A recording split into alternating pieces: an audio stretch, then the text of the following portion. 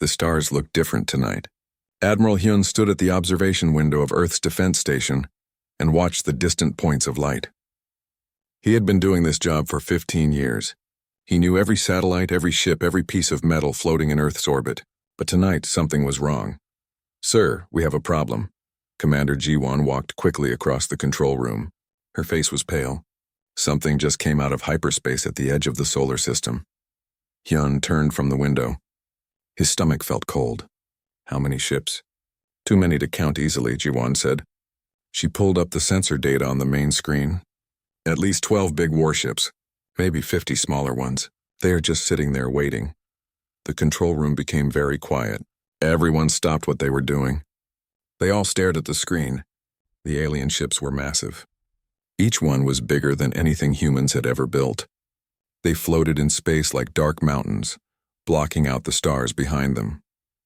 Hyun walked to his command chair and sat down slowly. "Send a message to Earth. Tell the World Council we have visitors. Tell them these visitors do not look friendly." Lieutenant Daeho worked at the communications console. His hands shook a little as he typed. "Message sent, sir. The Council wants to know if we should prepare for war." "Not yet," Hyun said. "First we wait. If they wanted to attack right away, they would have done it already. They want to talk first." He was right. 7 minutes later, a message came from the alien fleet. The computer translated it into English. A hologram appeared in the middle of the command deck. It showed a creature that looked like a giant insect covered in black armor. It had 6 glowing eyes that stared at them without blinking. "I am Warlord Kresh," the creature said. Its voice was deep and cold. "I command the 7th Conquest Fleet of the Velkari Empire. Your planet is now part of our territory. You have 3 days to surrender. If you fight us, we will destroy everything. Your cities will burn. Your people will die. Choose wisely." The hologram disappeared. The control room was silent again. Someone coughed. Another person whispered a prayer. Ji-won looked at Hyun with worried eyes. "What do we do?" she asked quietly. Hyun stood up. He thought about his wife and children back on Earth. He thought about the billions of people who lived on the planet below. All of them were counting on him to make the right choice. "We follow the plan," he said. "Begin Protocol Nightfall. Wake up Dr. Minho. Tell him we need the weapons ready." Ji-won's eyes went wide. "Sir, are you sure?" "Those weapons, if we use them." "I know what will happen if we use them," Hyun said. His voice was tired. "I also know what will happen if we do not. The Velkari think we are weak. They think we will give up without a fight. They need to learn the truth." Far below, in a secret base under the desert, Dr. Minho woke up to an alarm. He knew what that alarm meant. It was the sound he had been dreading for 40 years. The sound that said humanity was in danger again. He got dressed quickly and ran to the control room. His assistant Yoonji was already there. She looked scared. "Is it happening again?" Yoonji asked. "Another alien race wants to conquer us?" Minho nodded. He walked to his workstation and started checking the systems. Lights blinked on the control panels. Numbers scrolled across screens. Everything looked good. The weapons were ready. They had always been ready. "The Velkari Empire," Minho said. "They have a big fleet. Much bigger than the Orvani had. But size does not matter. Not really. Not when you have weapons like ours." Yoonji sat down at her console. "Do you think they will leave if we warn them?" "Like we warned the Orvani?" "I hope so," Minho said softly. "I really hope so. Because if they do not listen, we will have to show them. And I do not want to do that again. Not ever again." He remembered the last time. He remembered watching the Orvani star collapse. He remembered knowing that billions of people died in that moment. People who had families. People who had dreams. People who had nothing to do with the war. They died because their leaders would not listen to warnings. On the Velkari flagship, Warlord Kresh studied the data about Earth. The planet looked weak. The humans had some satellites and a few small ships. Nothing that could stop a Velkari fleet. This would be an easy conquest. His second-in-command, Zek, stood next to him.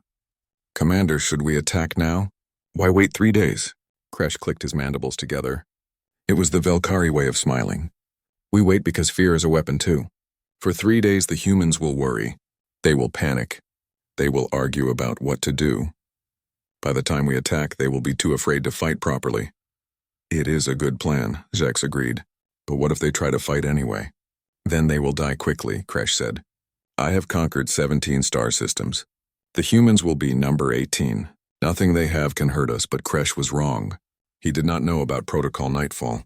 He did not know about the weapons hidden on Mars. He did not know what happened to the Orvani hegemony 40 years ago. And he did not know that humans were very good at one thing above all others. Humans were very good at building weapons that scared everyone, including themselves. Back on the defense station, Hyun received a call from Earth. President So-min appeared on his screen. She looked tired and worried. "Admiral, the World Council has met," she said. "We have decided to follow your recommendation. Send the Velkari our warning. Show them what happened to the Orvani. Maybe they will be smarter than the Orvani were." Hyun nodded.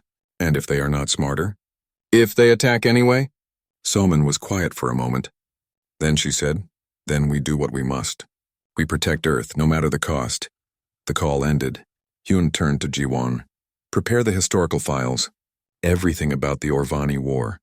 Every battle. Every warning we gave them.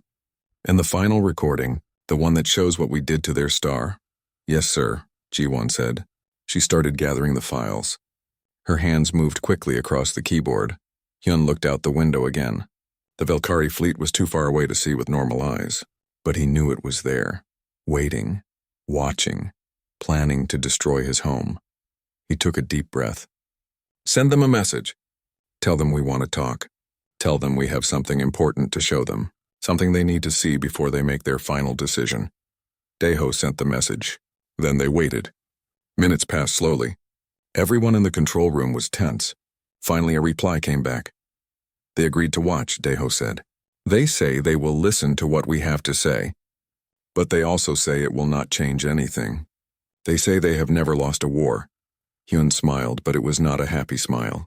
The Orvani said the same thing, right up until the moment their son died. "Send them the files. Let them see the truth. Let them understand what happens to civilizations that threaten Earth." The files began transmitting to the Velkari fleet. Videos, data, historical records, all of it showing one simple, terrible truth. Humanity did not want to fight. But when forced to fight, humanity would do anything to survive. Even things that should never be done. Even things that would haunt them forever. The warning had been sent. Now they would wait to see if the Velkari were wise enough to listen. Warlord Kresh sat in his command chair and watched the human data files play on the screens. At first he was not impressed. The videos showed primitive human rockets, old space stations, simple weapons. Nothing special. Then the timeline jumped forward. 43 years ago. First contact with an alien race called the Orvani. Kresh leaned forward. He had heard of the Orvani. They were a powerful civilization. Or they had been. Nobody had seen them in decades. Most people thought they had destroyed themselves in a civil war. The video showed 7 Orvani warships arriving at Earth. They looked strong, advanced. The Orvani commander sent a message demanding, "Earth surrender." The message was almost exactly like the one Kresh had sent. The humans refused. The Orvani attacked. What happened next made Kresh's blood run cold. Human ships swarmed the Orvani vessels. They were ugly ships covered with weapons of all kinds. Nuclear missiles, laser beams, kinetic projectiles moving at incredible speeds. The Orvani ships tried to fight back, but there were too many humans. Too many weapons. In 97 minutes, all 7 Orvani ships were destroyed. "Pause," Kresh ordered. The video stopped. He looked at Zex. "Check our records. Did the Orvani really have a fleet destroyed at Earth?" Zex worked at his console for a minute. His face changed. "Commander, our database shows the Orvani sent a military expedition to this sector 43 years ago. The entire expedition disappeared. They assumed it was lost to a navigation error or engine failure." "It was not lost to engine failure," Kresh said quietly. "Continue the video." The video continued. After the battle, a human ship traveled to the Orvani home system. It delivered a simple message. "Leave Earth alone. Do not come back. If you do, you will regret it." The Orvani leaders were angry. They gathered their allies. They built a coalition fleet of 200 warships, the biggest fleet they had ever assembled. They returned to human space with one goal: destroy Earth completely. The humans met them at Neptune. The battle was horrible. Human weapons were everywhere. Asteroids moving at nearly the speed of light. Self-replicating machines that turned enemy ships into more weapons. Bombs that used quantum physics to ignore normal space. The Orvani fleet lasted 6 hours. 200 ships destroyed. Thousands of Orvani warriors dead. But that was not the end. After the battle, the humans sent another ship to the Orvani homeworld. It delivered another message. This is your final warning. Leave us alone. Do not attack us again. If you do, there will be consequences you cannot imagine. The Orvani did not listen. They were too proud, too angry. They gathered every ship they had left, every weapon, every soldier. They launched one final assault on Earth. The video jumped to the final recording. Kresh watched as human weapons activated. Not near Earth, not near Neptune. Far away in the Orvani home system. The recording showed the Orvani sun. It was a normal yellow star, billions of years old, stable, safe. The Orvani homeworld orbited this star. 5 billion Orvani lived on that planet. Families, children, old people, young people, all of them going about their normal lives. Then something happened to the star. The video showed sensors detecting strange readings. The star's core began collapsing. In less than 1 minute, the entire star compressed into a black hole. The energy released was beyond measurement. Every planet in the system was destroyed instantly, turned into plasma and dust. 5 billion Orvani died. Their entire civilization ended in 60 seconds. The video ended. The command room was completely silent. Nobody spoke. Nobody moved. They all just stared at the empty screen. Finally, Kresh found his voice. This must be fake. Computer-generated propaganda. Admiral Hyun's face appeared on the screen. Check your own records, Warlord. The Orvani hegemony disappeared 41 years ago. Your scouts marked their star system as a gravitational anomaly. You know what happened. Now you know why. Zex was already checking. His hands were shaking. Commander, he is right. The Orvani civilization vanished from all records 41 years ago. Their home system is now classified as hazardous. Strange gravity readings. No planets, no life. Just debris and a black hole. Kresh felt something he had never felt before in his military career. Fear. Real, deep fear. Hyun continued speaking. His voice was calm but tired.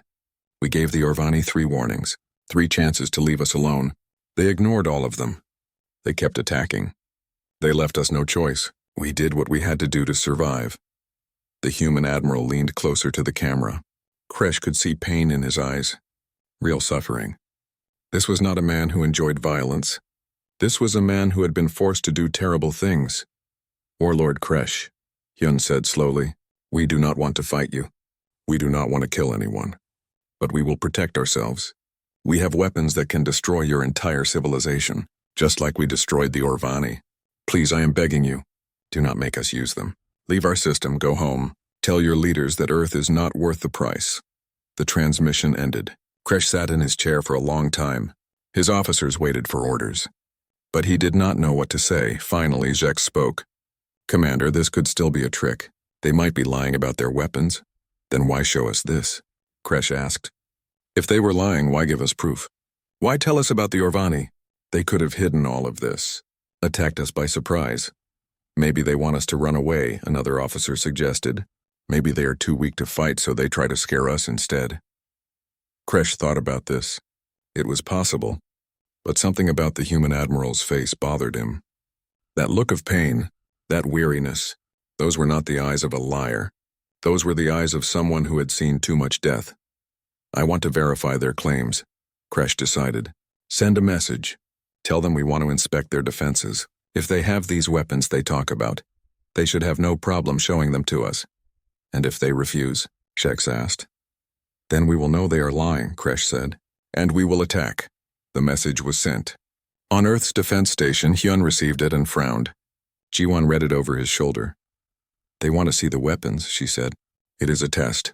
They think we are bluffing. Then we show them, Hyun replied. We show them exactly what we have. Maybe if they see it with their own eyes, they will understand. They will leave peacefully. Ji-won looked worried. And if seeing the weapons makes them want to destroy us even more? If they attack before we can fire? Hyun was quiet for a moment. Then he said, the weapons are already aimed at their home system. Dr. Minho has the targeting locked. If they attack us, they will not have time to get home before their son dies. They will know this. It will keep them from doing anything stupid. He sent a response to the Velkari. They could send one unarmed scout ship. It would be escorted by human vessels. It could look at whatever it wanted, but any trick, any weapon activation, would be considered an act of war. 30 hours later, a small Velkari ship entered Earth's space. Human fighters surrounded it. They guided it through the solar system, past Earth, past the moon, all the way to Mars. On the dark side of Mars, hidden from easy view, 17 massive structures rose from the red sand. Each one was 40 kilometers long. Huge. Impossible. They glowed with barely contained energy. The space around them was distorted, bent by artificial gravity fields. The Velkari scout ship's sensors went crazy. The readings were impossible. These structures were generating gravitational forces equal to collapsed stars. The power required was unthinkable. On the Velkari flagship, the sensor operator's voice shook as he reported to Kresh. "Commander, the humans were telling the truth. Those weapons exist. They are real. And they are already powered up. Ready to fire." Kresh stared at the sensor data. His worst fear was confirmed. The humans really did have weapons that could kill stars, and they had 17 of them. More than enough to destroy every Velkari world. For the first time in his life, Warlord Kresh understood what it felt like to be completely outmatched. Kresh called an emergency meeting with his top officers. They gathered in the war room of his flagship. Everyone looked nervous. The sensor data from the scout ship was displayed on all the screens. 17 weapons, each one capable of destroying a star. "We have a decision to make," Kresh said. "We can attack Earth now before they use these weapons, or we can leave and return home." His weapons master, a veteran named Torvak, spoke first. "We should strike immediately. Use all our plasma cannons. Focus on one weapon at a time. Destroy them before they can fire." Jack shook his head. "There are 17 weapons. They are spread across 3 different locations on Mars. We cannot destroy them all fast enough. At least one will fire, maybe more." "Our shields are strong," Torvak argued. "Maybe we can survive one shot." The science officer, Ren, pulled up calculations on her screen. "No shield can stop a weapon that collapses stars. These devices manipulate space-time itself. They inject exotic matter into stellar cores. Once fired, nothing can prevent the collapse. Not shields, not armor, nothing." Kresh studied the data carefully. "How long would it take for one of these weapons to reach our home system?" Ren worked her console. "The weapons use quantum tunneling. The effect is nearly instantaneous across any distance. If they fire at our home system, our sun will collapse in less than 2 minutes. There would be no warning. No time to evacuate. Everyone dies." The room became very quiet. Kresh looked at each of his officers. These were brave warriors. They had fought in dozens of battles.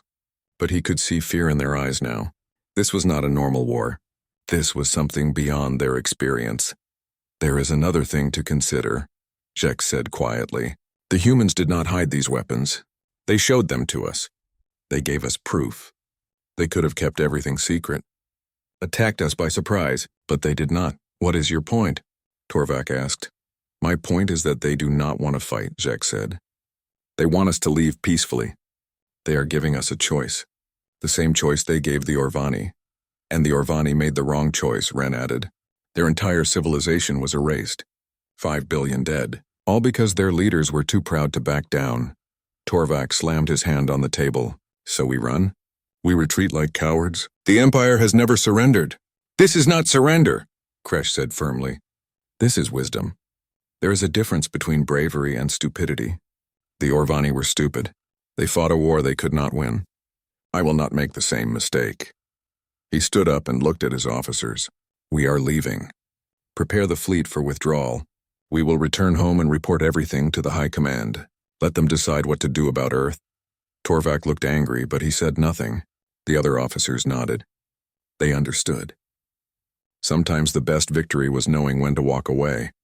On Earth, in the World Council chamber, President Salman was dealing with her own difficult meeting. Leaders from all over the planet were arguing about what to do next. Ambassador Tae-hyun from the Asian coalition was angry.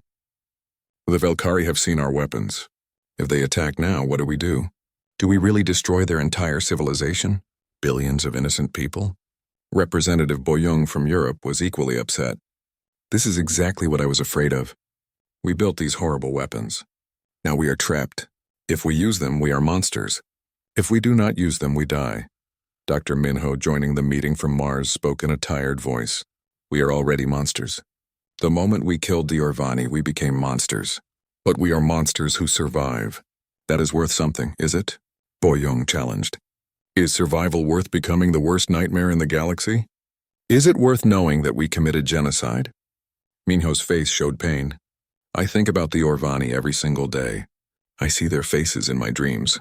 4,800,000,000 people died because we activated the weapons.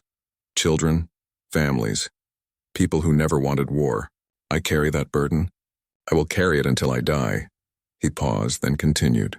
But I also think about Earth, about our families, our children. The Orvani gave us no choice. They kept attacking. They would not stop. So we did what we had to do. And I would do it again if I had to, because the alternative is letting our entire species die. President Soman raised her hand for silence. The question before us is simple. If the Velkari attack, do we fire the weapons? I want a clear answer from each of you. One by one, the leaders voted. It took 2 hours. When it was done, the result was clear. If the Velkari attacked Earth, the weapons would fire. Humanity would defend itself, no matter the cost. But Soman added one more requirement. We will give them one final warning before we fire.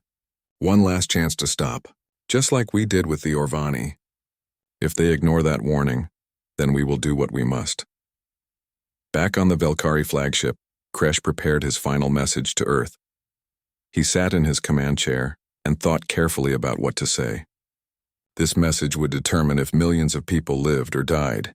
He activated the communication system. Admiral Hyun's face appeared on the screen. The human looked tired but alert. Admiral Hyun, Kresh began, I have seen your weapons. I have verified that they are real. I understand what you are capable of doing. Hyun nodded but said nothing. He waited. Kresh continued. What you have built is terrible. These weapons should not exist. No civilization should have the power to destroy stars. It is unnatural. It is wrong. Hyun's expression did not change. I know, we know. But we built them anyway. Because the alternative was being conquered or destroyed by civilizations like the Orvani. Like you. Kresh felt shame at those words. It was true. The Velkari Empire had conquered 17 systems. They had destroyed civilizations that refused to surrender. They had done terrible things in the name of expansion. He had done terrible things, you are right, Kresh admitted. We came here to conquer you. To take your world. We thought you were weak. We thought this would be easy. We were wrong. He took a breath. This next part was difficult to say. The Velkari fleet is withdrawing. We will leave your system. We will return home. And I will recommend to the High Command that Earth be classified as a protected zone. No Velkari ship will come here again. Relief washed over Hyun's face. Thank you, Warlord. You are making the right choice. The smart choice, perhaps, Kresh said. But I want you to know something. I am also going to share this information with the Galactic Council. All the major civilizations will learn about your weapons. They will know what you did to the Orvani. They will know what you are capable of doing. Hyun frowned. Will that make us safer or put us in more danger? I do not know, Kresh said honestly. Some civilizations will fear you. Some will respect you. Some might try to destroy you before you can destroy them. But they all need to know the truth. They need to know that humanity is not to be threatened. He stood up. I pray you never have to use those weapons again, Admiral. But I understand why you built them. In your place, I would have done the same. The transmission ended. Kresh gave the order. The Velkari fleet began its withdrawal. Ship by ship, they left Earth space. They moved in careful formations, showing they were not running in panic. This was an organized retreat, a tactical decision. On the defense station, Jiwan watched the alien ships depart. They are really leaving, we did it. We survived. Hyun did not smile. We survived by threatening to commit genocide. By showing them we are willing to kill billions. That is not a victory to celebrate. But it is survival, Jiwan said quietly. And sometimes that has to be enough. Hyun nodded slowly. Yes, sometimes survival has to be enough. On Mars, Dr. Minho powered down the weapons to standby mode. They would remain ready, always ready. But for now, they did not need to fire. For now, humanity was safe. Yunji stood beside him. Do you think more aliens will come? Probably, Minho said. The galaxy is a big place. There are many civilizations out there. Some will be peaceful, some will be aggressive. But now they will all know about us. They will know what we can do. Will that keep us safe? Yunji asked. Minho looked at the weapons surrounding them. Massive, powerful, terrible. I hope so. I really hope so. Because if it does not, we will have to use these again, and I do not know if I can live with that. The Velkari fleet jumped into hyperspace and disappeared. Earth was alone again. But now the galaxy knew humanity's secret. The species that looked weak was actually the most dangerous of all. 3 months passed after the Velkari fleet left. Life on Earth slowly returned to normal. People stopped watching the sky with fear. Children played in the streets again. But in the government buildings and military bases, everyone knew the truth. This peace was temporary. President Soman called a meeting with Admiral Hyun and Dr. Minho. They met in a secure room deep under the World Council building. The walls were thick. No one could hear what they discussed.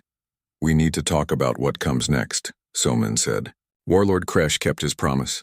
He told the Galactic Council about our weapons. We have been receiving messages from alien civilizations all week. Hyun looked worried. What kind of messages? All kinds, Soman replied. Some are scared. Some are angry. Some want to be our friends. And some want to form an alliance to destroy us before we can destroy them. Minho had expected this. We showed the galaxy that we have ultimate weapons. Of course they are scared. We would be scared too if we learned another species could kill our sun. There is one message that is different from the others, Soman said. She pulled up a holographic display. This one is from something called the Galactic Council. They represent 47 different civilizations. They want to meet with us. A trap? Hyun asked. Maybe, Soman said. But they are offering us something interesting. They want us to join their council. They say we would have full voting rights. We would be protected by their laws, and we would have to follow their rules. What rules? Minho asked. Soman read from the message. The main rule is called the Doctrine of Proportionate Response. It means we can defend ourselves if attacked, but we cannot use our star-killing weapons unless our entire species is in danger. If we break this rule, the entire council will attack Earth. Hyun thought about this. So they want to control our weapons. Put limits on when we can use them. Yes, Soman said. But they also offer protection.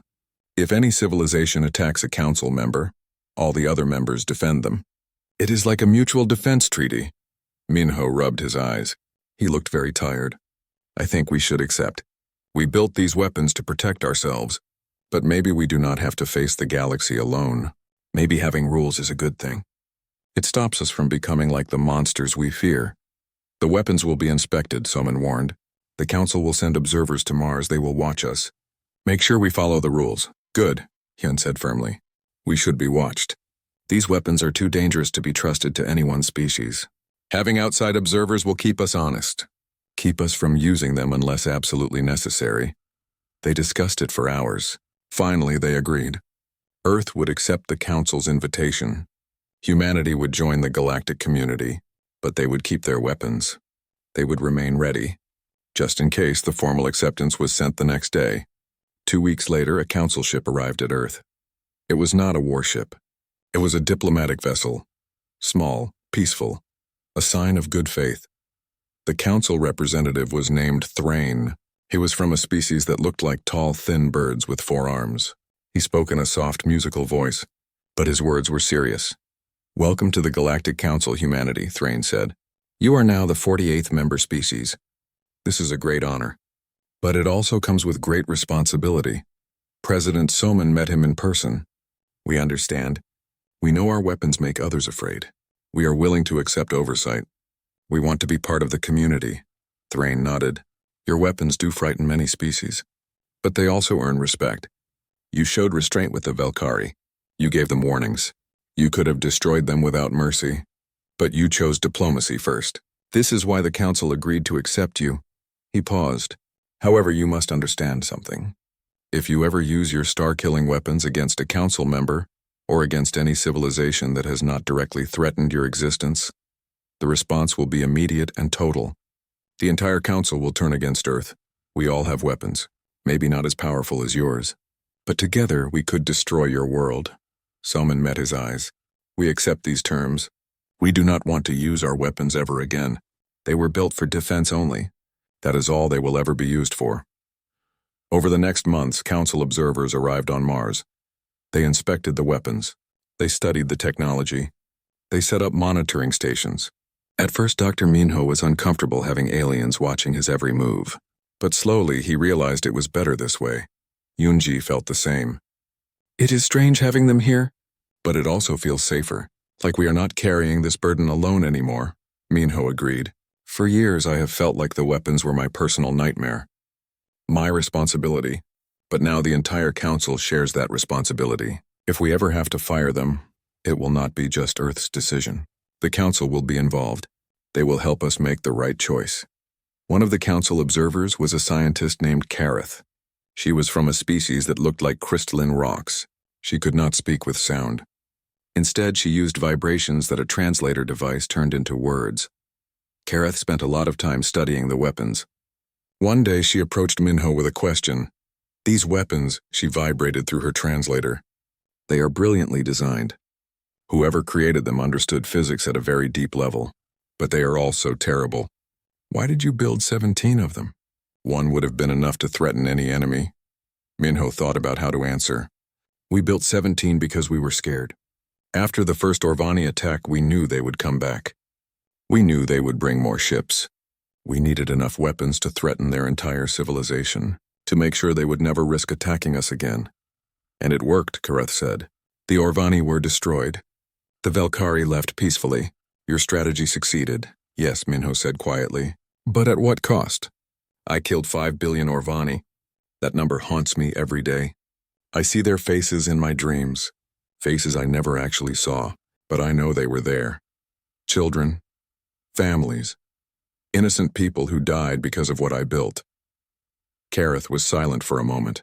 Then she said, in council history, there have been other species who built ultimate weapons. Most of them used those weapons recklessly. They destroyed first and asked questions later. But humanity gave warnings, 3 warnings to the Orvani. You only destroyed them when they refused to stop attacking. This shows wisdom. Painful wisdom, but wisdom nonetheless. Does that make it okay? Minho asked. Does giving warnings make genocide acceptable? No, Kareth said honestly. It does not make it okay. It never will be.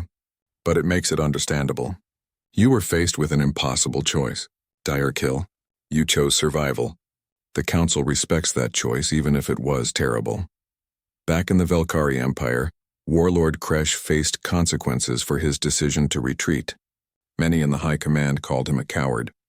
They said he should have attacked Earth regardless of the risks. But the Emperor, the supreme leader of the Velkari, listened to Kresh's full report. He watched the videos. He studied the sensor data. And he made a surprising decision. Warlord Kresh showed wisdom, the Emperor announced to the High Command. He recognized when our pride would lead to our destruction.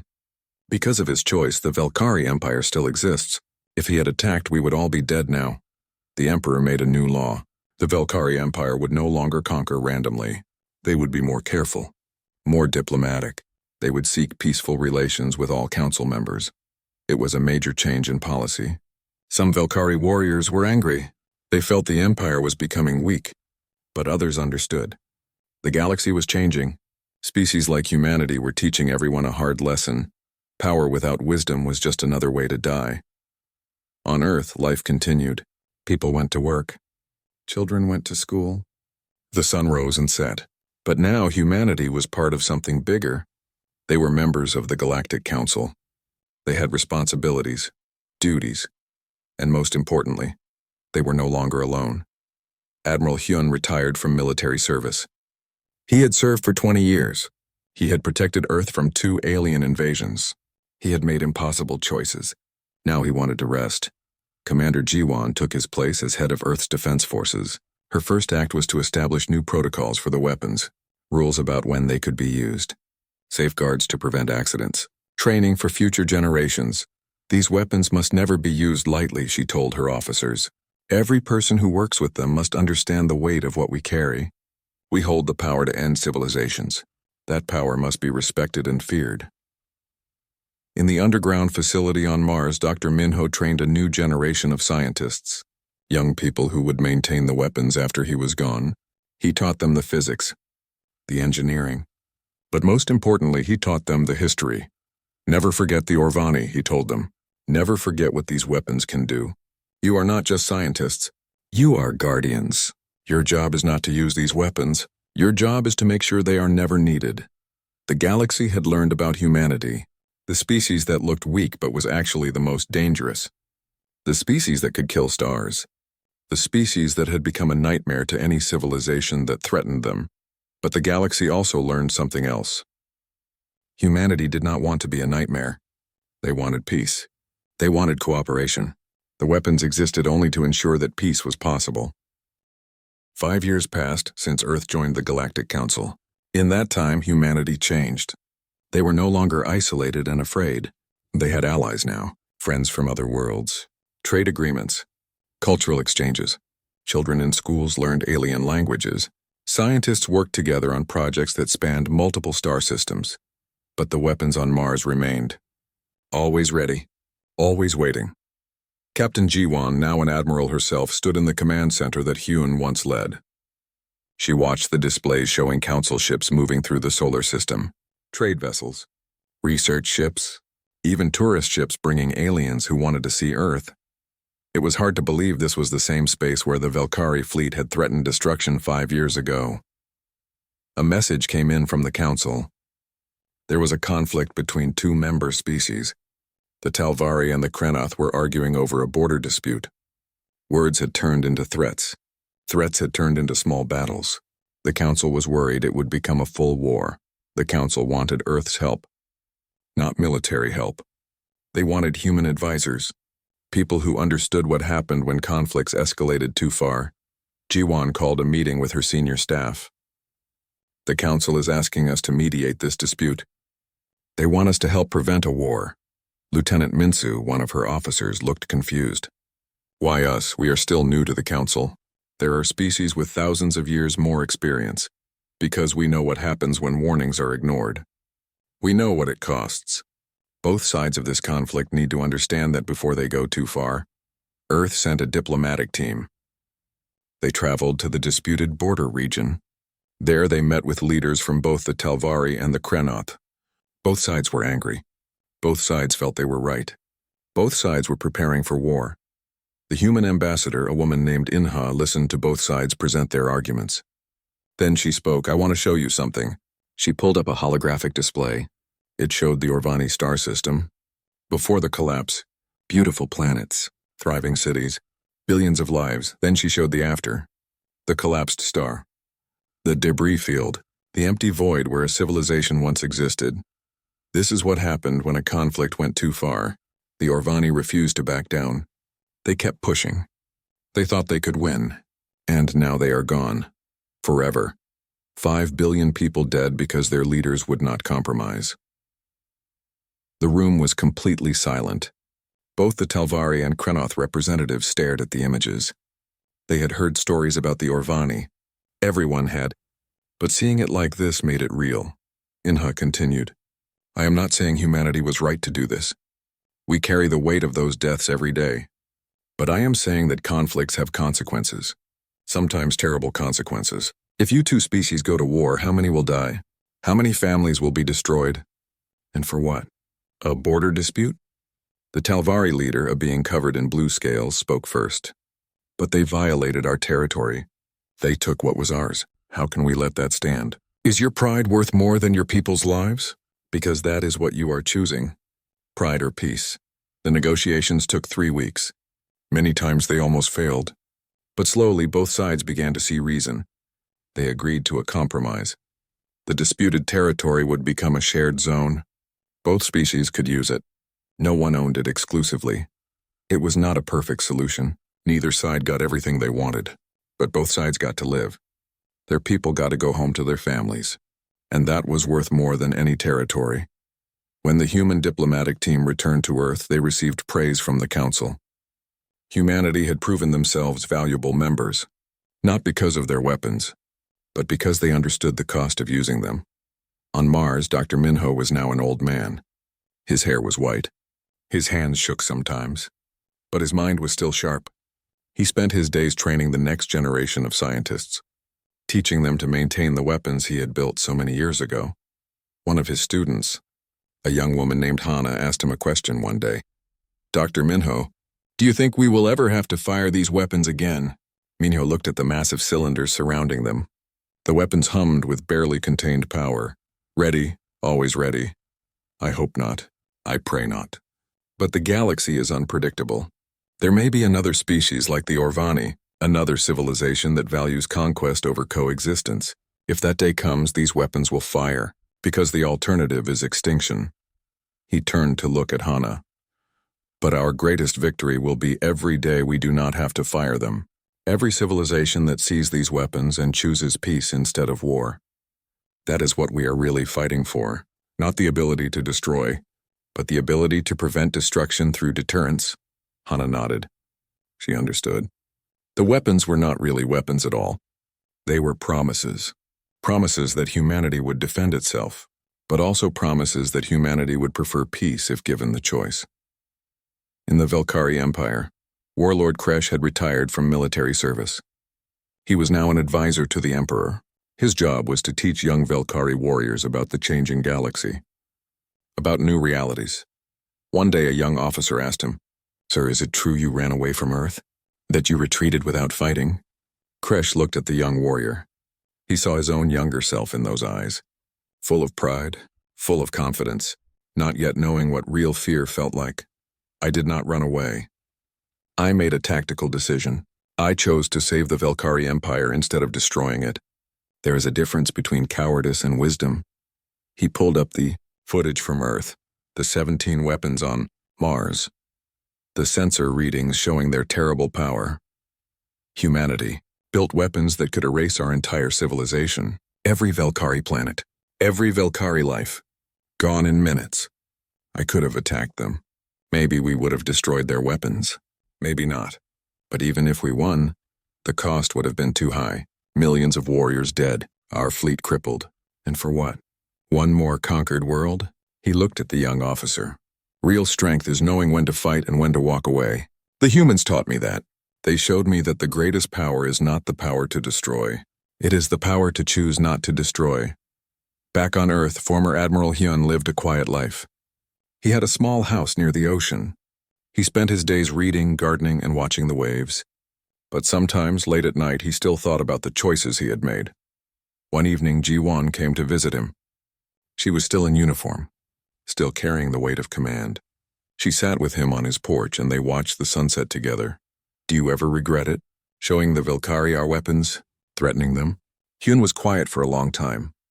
Then he said, "I regret that we had to build the weapons in the first place. I regret what happened to the Orvani. But showing the Velkari? No, I do not regret that. We gave them a choice. They chose wisely. That is the best outcome we could have hoped for.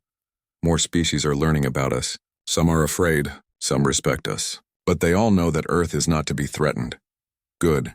Fear is not the goal, but deterrence is. As long as other civilizations know we can defend ourselves, we have a chance at peace." He looked at Ji-won. "The burden is yours now. You are the one who decides if and when those weapons ever fire again. That is a terrible responsibility. But I know you will carry it well." Ji-won nodded. She felt the weight of it. Every day, but she also felt something else, hope. Hope that the weapons would remain unused. Hope that humanity could find its place in the galaxy without more violence. Across the galaxy, the story of humanity spread. The species that looked weak but was actually the strongest. The species that could kill stars but chose not to. The species that gave warnings before destroying civilizations. Some called them monsters. Some called them heroes. Most just called them survivors, and that was enough. In the end, humanity had learned a simple truth. Power without wisdom leads to destruction, but wisdom without power leads to conquest. The key was balance. Having the ability to defend yourself, but also having the wisdom to seek peace first. The weapons on Mars would remain, forever ready, forever waiting. A promise and a threat in equal measure. But every day they did not fire was a victory. Every civilization that looked at Earth and chose diplomacy over war was proof that the strategy worked. Humanity had threatened the galaxy. But in doing so, they had also taught the galaxy an important lesson. Sometimes, the best way to prevent war is to make the cost of war too high for anyone to pay. Sometimes, the scariest weapon is the one you never have to use, and sometimes, survival is its own form of victory. The Empire had threatened Earth. Humanity gave a final warning, and everything changed, not because of the weapons themselves, but because of what those weapons represented, a species that would rather negotiate than fight.